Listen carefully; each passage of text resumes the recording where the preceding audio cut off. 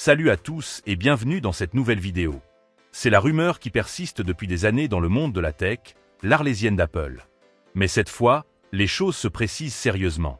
En 2026, Apple devrait enfin lancer son tout premier iPhone pliant. De nouvelles informations, venant d'analystes très bien connectés à la chaîne de production d'Apple, viennent de tomber. Elles nous dessinent un portrait de plus en plus clair de ce que l'on appelle pour l'instant l'iPhone Fold. Dans cette vidéo, on va assembler toutes les pièces du puzzle.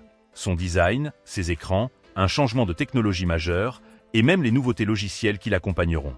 C'est parti!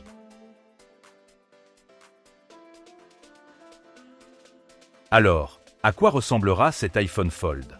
L'idée générale, c'est de combiner le meilleur de deux mondes, un iPhone compact qui, une fois déplié, se transforme en un petit iPad.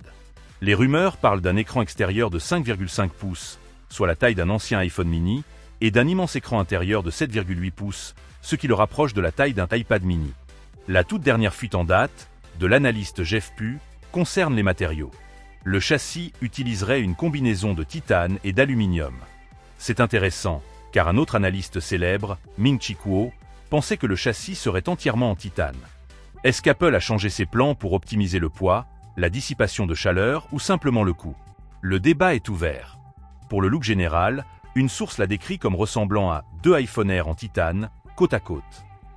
On peut donc s'attendre à un appareil très fin, très léger et extrêmement premium. Mais le plus grand changement, la surprise qui risque de faire le plus parler, c'est l'abandon de Face ID sur ce modèle. À la place, pour son premier pliant, Apple réintroduirait Touch ID. Est-ce que le capteur d'empreinte sera intégré dans le bouton d'alimentation, comme sur l'iPad Air, pour une question de finesse et de coût? Ou est-ce qu'Apple nous prépare enfin un capteur sous l'écran?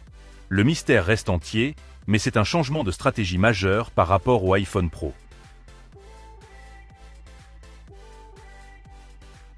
Un téléphone pliant, ce n'est pas que du matériel, c'est surtout du logiciel. Et c'est là qu'Apple est le plus attendu pour faire la différence. Selon les rumeurs, la future version iOS 27 sera massivement pensée et optimisée pour ce nouveau format. On peut s'attendre à des fonctionnalités multitâches exclusives, une interface qui s'adapte parfaitement quand on passe d'un écran à l'autre, et des applications repensées pour tirer pleinement parti du grand écran pliable. C'est là que l'iPhone Fold pourrait vraiment se démarquer de la concurrence.